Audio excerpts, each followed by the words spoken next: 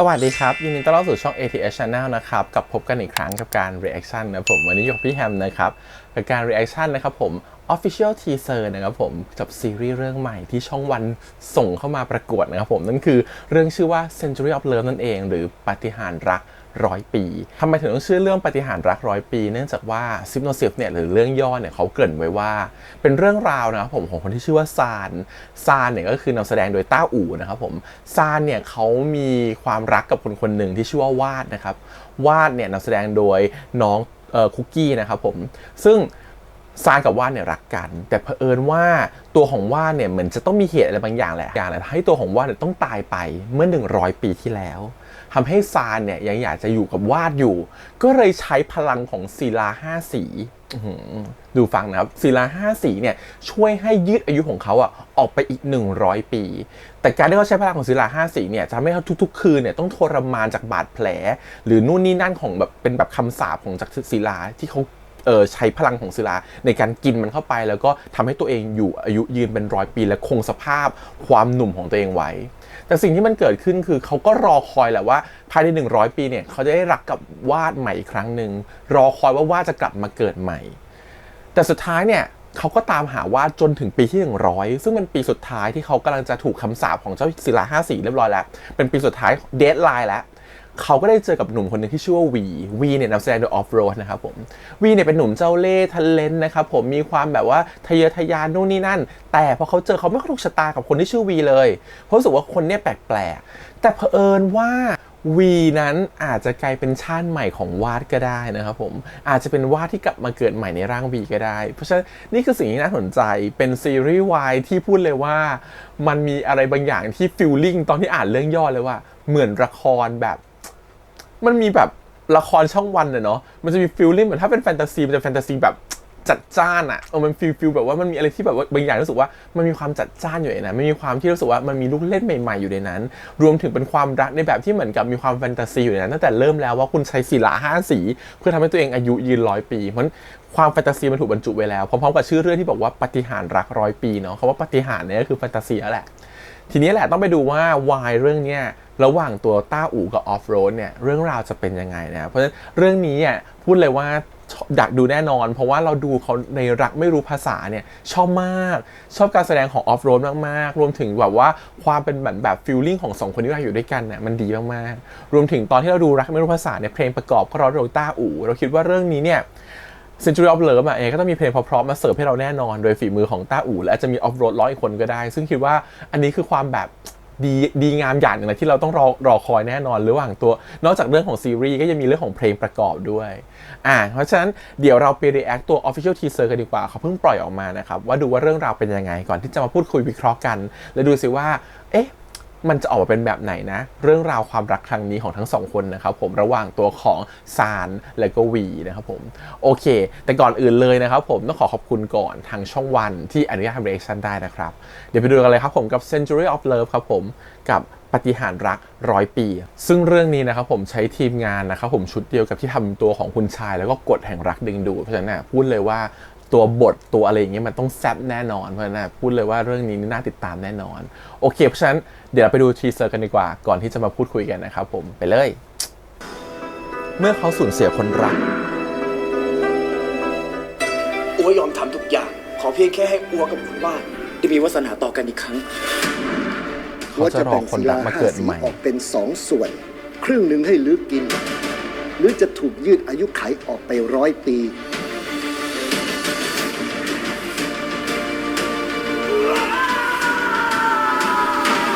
มีความแบบ X-Men อยู่นะกับการกลับชาติมาเกิดของคนรัก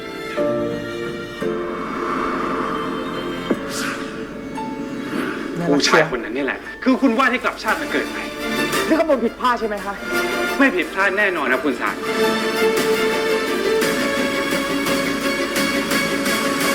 เฮ้ยเธอมีพี่สาวหรือน้องสาวฝาแฝดไหมจงยังจำบรรพบุรุษคนนี้ได้อยู่เหรอยังไงฉันก็ไม่มีวันชอบเธอฉันมีคนที่ฉันรักอยู่แล้วเขาทั้งสวยทั้งสูงส่งผมขอโทษด้วยนะพี่ที่ผมมันโง่มาแท้เอง พิษของศิลาห้าสีมันแล่นไปทั่วร่างและบาดแผลทั้งหลาย มันก็จะปรากฏขึ้นมาอีก เราจะสิ้นวาสนากันเพียงแค่นี้ ผมรู้สึกว่าเราสองคนน่ะเคยรู้จักกันมาก่อนครับ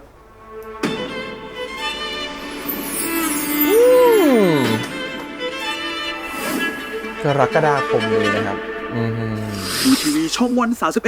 ทีเซอร์ไม่ได้ยาวไม่ได้เยอะอะไรเลย1 นาทีกว่าๆนั่นเองนะครับผมไม่บอกว่าไม่กระชับตัดตอนมากๆแทบจะไม่ค่อยบอกอะไรเลยแต่มันพอจะจับอะไรได้อยู่เนาะว่าเรื่องราวเป็นยังไงนะครับผมแต่ทีเนี้ยซีรีส์เนี่ยมาเด็กกรกฎาไม่แน่ใจว่าจะมาแทนเรื่องไหนแต่ถ้าให้เดาน่าจะเป็นเรื่อง Love Lesson นะครับ10 ที่ฉายอยู่ตอนนี้นะพุธพฤหัสนะอาจจะมาแทนเรื่องนี้ก็ได้นะครับในช่วงพรามไทม์พุธพฤหัสโอเคอะเรื่องราวมันจะมีกลิ่นอายของพวกแบบเรือนน่ะพวกเรือนเบญจพิตรเรือนใหม่มัจจุราชอะไรแบบนั้นน่ะมันมีฟีลลิ่งแบบนั้นอยู่นะครับผมเขามีความเป็นแบบว่าพวกแบบอันนี้เขาจะใช้พวกแมลงแบบมีพิษใช่ไหมสัตว์โบราณอะไรแบบนี้สัตว์มีพิษนะครับผมกู่เก๋ออะไรอย่างนี้อันนี้เขาจะมีความเป็นแบบว่าศิลาห้าสีมีความเป็นแฟนตาซีอยู่กันมาเป็น100 ปีตรงนี้ส่วนหนึ่งแหละที่รู้สึกนะครับรวมถึงมันมีความเป็นแบบคล้ายๆพนมนาคาด้วยมันมีความเป็นแบบแฟนตาซีเพราะตอนนี้พนมนาคาเขารีรันอยู่พอเราไปดูพนมนาคาก็ฟีลลิ่งรู้สึกมันมีความเป็นโทนคล้ายๆกันอยู่เนาะมีความเป็นแบบคนที่อยู่มานานรอคอยอะไรบางอย่างอยู่กับไม่ได้แบบว่าไม่ได้ตายแล้วไปเกิดรอคอยคนๆนึงอยู่มันมีฟีลลิ่งแบบนั้นอยู่เพราะฉะนั้นตรงนี้คือสิ่งที่น่าสนใจมากของพล็อตเพราะว่าความน่าสนใจมันคืออะไรพอเรารู้ว่าคนตัวละครอย่างซานเนี่ยอยู่มา100 ปีเพื่อรอคนรักเนี่ยความน่าสนใจคือมันจะคล้ายกับพวกเรื่องของเกาหลีที่แบบอยู่มานานมากเลยและรอคนรักหรือว่าเป็นแบบอยู่มาตั้งแต่โลกหลายร้อยปีที่แล้วก็อยู่มาจนถึงตอนนี้เพิ่งมาเจอนางเอกอะไรฟีลลิ่งแบบนี้ซึ่งพอมันเป็นแบบนั้นเนี่ยทำให้เห็นว่ามันจะต้องมีจริตของความที่ซานต้องเล่นเป็นคนที่แก่จะมีท่อนเพลงบอกว่าแกจำบรรพบุรุษของฉันของแกได้ไหมท่อนนี้จำได้ไหมซึ่งมันเป็นท่อนที่เหมือนกับแบบตัวน่ามาเจอกับหลานตัวเองหรือรุ่นเหลนตัวเองอะไรอย่างเงี้ยแล้วเหลนตัวเองจะเป็นคนไม่ดีหรือเป็นคนที่แบบว่านักเลงหรืออะไรแบบนี้ก็ได้แล้วสุดมาเจอเรารู้นี่คือบรรพบุรุษของตัวเองยังไม่ตายอะไรเงี้ยเพราะฉะนั้นมันก็จะมีความอะไรแบบนี้อยู่ซึ่งตรงเนี้ยคือเสน่ห์เพราะว่าการที่เขาเป็นอมตะในยุคนั้น100 ปีที่แล้วมันคงไม่ง่ายถ้าเขาจะเก็บตัวมาถึงปัจจุบันมันต้องมีแบบลูกหลานอะไรบางคนที่รู้แหละว่าความลับของปู่คนนี้หรือคุณตาคนนี้เนี่ยเขาอายุยืนเพราะอะไรรู้ไหมว่าเพราะหิน5 สีแล้วมันถูกเกริ่นไว้แล้วว่าหิน5 สีเนี่ยถูกแบ่งออกเป็น2 ส่วนหนึ่งเนี่ยมาถูกปั่นให้นิกให้ตัวของซานกินเป็นพลังไปแล้วอีกส่วนหนึ่งเก็บไว้ไหนแต่เราเห็นว่าอีกส่วนหนึ่งมีการเอามาแตะที่หน้าอกของใครสักคนหนึ่งด้วยส่วนว่าน้องมี2 ส่วนที่ถูกเก็บเอาไว้แล้วแบบนี้คนที่ไม่หวังดีจะได้ส่วนนี้ไปไหมเพื่อจะเป็นอมตะเหมือนกันอันนี้ก็ส่วนหนึ่งแล้วถูกปะรวมถึงญาติต่างๆลูกหลานเหลนหลวนจะรู้ไหมว่าคนนี้เป็นอมตะต้องรู้แหละเพราะว่าก็ยังเห็นหน้าปู่ถูก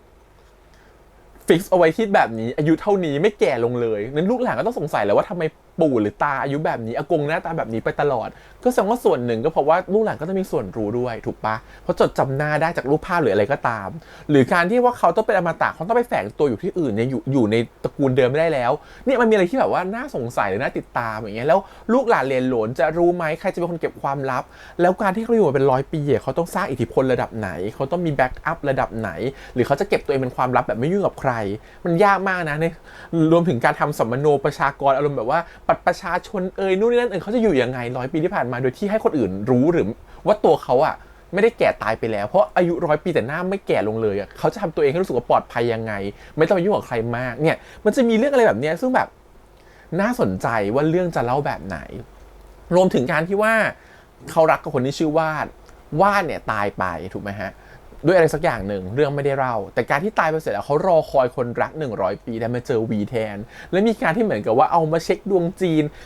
แน่นอนครับว่าวีต้องเป็นวาดกลับมาเกิดแน่นอนเพราะว่าตกดวงเกิดเดียวกันหรืออาจจะเป็นดวงตกฟากเดียวกันก็ได้อันนี้เราไม่แน่ใจนะครับผมที่แน่คนที่มาดูดวงให้ก็เหมือนเป็นลูกหลานอยู่ดีเป็นคนในสายตระกูลหรือเป็นคนงานในบ้านนี้อะไรเงี้ยซึ่งฟีลลิ่งแบบอยู่เป็น100 ปีเธอมันจะต้องมีความแบบว่าทรงอิทธิพลหรือว่าสร้างอิทธิพลประมาณนึงอยู่แล้วก็ต้องมีคนรู้จักเยอะหรือต้องแบ็กอัพให้ใครสักคนหนึ่งรวมถึงก็ต้องมีคนที่ไม่หวังดีและอยากได้พลังนี้เหมือนกันทีนี้พลังนี้มันมีข้อด้อยของมันคือว่าทุกๆกลางคืนเนี่ยยิ่งใกล้งวดวันที่ครบ100 ปีเท่าไหร่ความทรมานมันยิ่งมาหาทุกคืนนั่นคือบาดแผลที่เคยเกิดขึ้นมาเนี่ยมันจะกลับมาทำให้เจ็บปวด เพราะฉะนั้นเป็นไปได้ไหมว่าพอกินในหินนี้เข้าไปแล้วเนี่ยไม่ว่าจะไปโดนอะไรบาดมาแผลนั้นจะหายทันทีฟีลลิ่งเหมือน Wolverine ของ X-Men โดนบาดมาปุ๊บแผลหายโดนบาดปุ๊บแผลหายแบบนี้หรือเปล่าแต่พอเวลาฤทธิ์ของตัวหินมันเริ่มหมดฤทธิ์หรือช่วงกลางคืนหรือเที่ยงคืนที่หินมันเริ่มพลังอ่อนลงอย่างเงี้ยพวกบาดแผลที่เคยโดนบาดไว้มันก็จะกลับมาสร้างความทรมานให้เขาในทุกค่ำคืนอย่างนี้หรือเปล่าก็ไม่แน่ใจทีนี้จะเห็นว่าตัวละครของคนที่เข้ามาอย่างวีที่เป็นวาดกลับมาเกิดใหม่เนี่ยก็จะมีความซุกซนมีความอารมณ์แบบเคยเป็นใครอยู่ดีมาตีสนิทฉันมีความแบบว่ามีอารมณ์แบบมีคลองได้แดงในมือกันด้วยนะซึ่งไม่รู้ฉากนั้นจะเกี่ยวกับอะไรนะแต่มันจะเหมือนกับตอนแรกเขาไม่เชื่อว่าสิ่งนี้มันมีอยู่จริงแต่หลังๆเขารู้สึกว่าทำไมคุ้นๆกับคนตรงหน้าจังเลยก็จะมีความแบบปล่อยกิมมิคนิดนึงว่าหรือจริงๆแล้วตัววีเองก็รับรู้เหมือนกันว่าคนนี้คือซาหรือคนรักเก่าของเขาจากความระลึกชาติได้อะไรก็ตามความน่าสนใจมากกว่านั้นอีกคืออะไรความน่าสนใจคือด้วยความที่พล็อตมันอยู่ในบ้านคนจีนมันจะมีเรื่องให้เล่นเยอะมันถึงนึกถึงพวกเรือนใหม่มัจจุราชไงเนื้อมันมีหินสีแล้วอะเธอนึกถึงตอนคุณชายออกปะคุณชายมันจะมีพวกผงใช่ไหมโรยผงอันนี้มันก็มีความเป็นหินสีเพราะฉะนั้นแสดงว่ามันต้องมีอะไรที่มากกว่าหินสีแน่นอนพวกศาสตร์โบราณวิชาอาคมอะไรแบบนี้เราว่ามันต้องมาเพราะว่าแฟนตาซีขนาดนี้แล้วอย่างอื่นมันก็ต้องมาด้วยกันหรือว่าเป็นแพ็กเกจเลยคิดว่าอันนี้ก็อีกส่วนหนึ่งที่น่าสนใจรวมถึงเคมีของ2คนน่ะตัวออฟโรดกับต้าอู่เขาน่าสนใจอยู่แล้วแต่ความน่าสนใจขึ้นไปอีกคือตัวละครมันจะมีความเหมือนเธอนึกถึงอย่างนี้เป็นคนแก่อายุ100 ปีมารักกับเด็กมันต้องเป็นฟิลแบบนี้เด็กมันต้องแบบว่าซนน่ารักอะไรอย่างงี้ที่ว่ามันอารมณ์แบบรักเด็กแต่นี่เป็นแบบรักเด็กที่ห่างกันอายุ100 ปีฟิลอย่างนั้นน่ะเพราะว่าอย่าลืมนะว่าตัวละครน่ะเขาจะต้องมีความแบบแก่อยู่มานานเพราะฉะนั้นเขาจะอาจจะไม่ได้เป็นแบบวัยรุ่นจ๋าไม่ได้อัปเดตเทรนด์คือเวลาคนแก่มันจะมีความเบื่อแล้วว่ามันไม่อยากจะใส่ใจโลกแล้วถึงให้เราหนุ่มก็ตามเนาะมันจะมีความแบบอยู่มานานเห็นโลกเยอะแล้วขี้เกียจรับรู้โลกฉะนั้นมันต้องมีความแบบคุยเวลาคุยแต่ผมต้องมีความแก่ๆออกมาคุยแบบคนแก่คิดแบบคนแก่เพราะฉะนั้นเราจะได้เห็นเสน่ห์แบบนี้หรือเปล่าผ่านตัวของต้าอู๋ในบทของซานว่าคุณกำลังแสดงเป็นคนที่อายุมา100 ปีนะคุณต้องมีความแก่ที่มันเฉยๆที่มันแบบว่าเขาเอาไปแล้วคนอื่นเขาไม่พูดคำแบบนี้กันแล้วหรือคำโบราณตรงนี้มันจะเป็นเสน่ห์ทำให้ตัวเรื่องมันดูน่ารักขึ้นเพราะฉะนั้นเราคิดว่าเขาคงมีแหละครบถ้วนแหละเขาก็เชื่อในทีมเขียนบททีมนี้เราคิดว่าเขาน่าจะแบบเก็บมาครบใส่รายละเอียดครบถ้วนแต่จะให้มากน้อยแค่ไหนเนี่ยไม่รู้มันขึ้นกับจำนวนตอนเนาะที่เขาให้เรามาแต่คิดว่าน่าจะอยู่ประมาณแบบเท่ากับซีรีส์เรื่องนึงแหละว่า12 ตอนหรือแม้ก็10 ตอนไม่น่าจะถึงไปไม่น่าจะต่ำถึง8นะน่าจะแบบมากกว่านั้น10 หรือ 12ประมาณนี้ที่เราจะให้ดูกันนะฮะเพราะฉะนั้นรอติดตามได้เลยเราว่าเรื่องนี้น่าสนใจมากแล้วก็มีความเป็นแบบที่บอกแล้วมีความเป็นพวกเรือนใหม่มัจจุราชเรือนแบบพวกเรือนทั้งหลายตามสไตล์ของค่ายวันบวกกับพวกพนมนาคาแฟนตาซีแฟนตาซีคิดว่ามันเป็นสิ่งที่ค่ายวันถนัดอยู่แล้วในการสร้างอะไรที่มันรู้สึกแบบเป็นบทที่ไม่เหมือนใครแล้วก็จะมีความจัดจ้านอยู่ในนั้นรวมถึงตัวละครอื่นๆที่เข้ามาเสริมเนี่ยเรายังเห็นไม่เยอะนะฮะแต่เราเห็นว่าในทีเซอร์จะออกมาตัวสำคัญเนี่ยก็หลายคนแล้วก็แบบน่าสนใจมากๆเราคิดว่าต้องมีตัวละครเสริมอีกเยอะเลยด้วยความที่เขาอยู่มานานต้องรู้จักคนเยอะต้องมีตัวละครที่มันเสริมเข้ามาเยอะเพื่อจะให้ตัวของซีรีส์มันดูน่าสนใจมากยิ่งขึ้นมันดูน่าติดตามมากยิ่งขึ้นเพราะฉะนั้นเราว่าอันนี้ก็ทำให้รู้สึกว่าอยากลุ้นและอยากดูและนอกจากนี้สิ่งที่มันน่าสนใจคือนี่มันคือการแสดงที่รู้สึกว่ามันแบบถ้ามันลงในช่วงพรามไทม์มันจะเป็นพรามไทม์เรื่องแรกของต้าอู่และออฟโรดแล้วเราจะรู้สึกว่าเราจะได้เห็นการแสดงของ2 คนได้อย่างชัดๆและเต็มตามากขึ้นรู้สึกว่าต้าอู่เขาจะมีความเป็นแบบกังฟูมีความเป็นจีนอยู่แล้วซึ่งมันเหมาะกับบทเขาในบทนี้มากๆแต่ออฟโรดสิ่งที่ออฟโรดเก่งก็คือออฟโรดเป็นคนที่มีเสน่ห์ในการที่เล่นแล้วดูเป็นธรรมชาติซึ่งเราเห็นจากทีเซอร์เนี่ยแป๊บเดียวก็รู้สึกว่าเขาเล่นเป็นธรรมชาติมากเลยอย่างเงี้ยมันมีความแบบพอเขาเล่นเป็นธรรมชาติยิ้มตาหยีนสไตล์ของเขามันทำให้รู้สึกว่าเราจะโดนเขาตกเขาจะน่ารักเขาจะดูแบบว่ามันจะมีเสน่ห์ของเขาเวลาเขาเป็นธรรมชาติสุดๆอะไรเงี้ยซึ่งรู้สึกว่าตรงนี้คือสิ่งที่มันเป็นเสน่ห์ของออฟโรดมากๆแล้วรู้สึกว่าแบบทำให้เห็นงานเขาที่ไรรู้สึกว่าชอบงานของเขา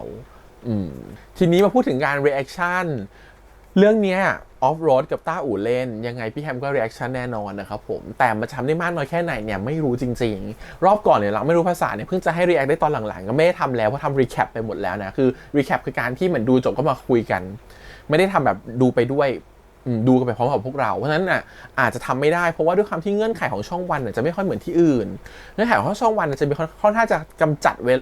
จำกัดเวลาในการที่จะทำ reaction เพราะฉะนั้นเป็นไปได้มากสุดก็อาจจะเป็นไปได้ว่าตอนละ15 นาทีหรือ10 นาทีงั้น ถ้าเป็นแบบนั้นจริงน่ะพี่แฮมจะขอ react รวบ1ถ้ามี2ตอนต่อสัปดาห์จะขอ react รวบกัน2 EP ถ้ามีตอนเดียวก็สบายใจไปแต่ยังไงก็ทำแน่นอนฮะจะสั้นจะยาวทำแน่นอนแต่55นาทีเนี่ยก็คงจะตัดมาแค่ไฮไลท์แหละเราค่อยมาพูดคุยกัน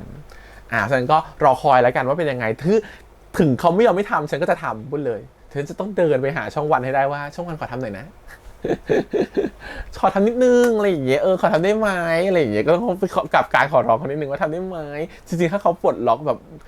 ทำได้เต็มที่ 100% เหมือนแบบค่ายอื่นๆได้คงดีเนาะ reaction 100% เนาะจะได้คนไม่คุยลงเหมือนกับเราอินไปพร้อมๆกันแล้วก็มาคุยกันตอนจบง่ายขึ้นแต่คิดว่าไม่น่าจะเป็นแค่เหมือนกับแบบเล็กๆธรรมดานิดนึงอะไรเงี้ยจะให้แบบช็อตๆแบบ10นาที15นาทีอย่างเงี้ยแล้วค่อยมาพูดคุยกันโอเคก็ประมาณนี้ครับผมรอติดตามเดือนหน้าว่าจะมาวันไหนนะครับผมแล้วก็จะให้อนุญาตให้ reaction ได้แค่ไหนแต่สุดท้ายยังไงก็ต้องเจอพี่แฮมแน่นอนจะ react หรือ recap ยังไงก็ต้องเจอพี่แฮมเรื่องนี้โอเคก็ประมาณนี้ครับผมฝากกดไลค์กดแชร์กด subscribe นำไว้เลยนะครับผมพอตอนซีรีส์มาเดือนหน้าจะได้ไม่พลาดกันแล้วก็ฝากติดตามช่อง ATS Channel ด้วยครับ4ช่องทาง YouTube Instagram Twitter แล้วก็ Facebook วันนี้พี่แฮมไปก่อนนะครับบ๊ายบาย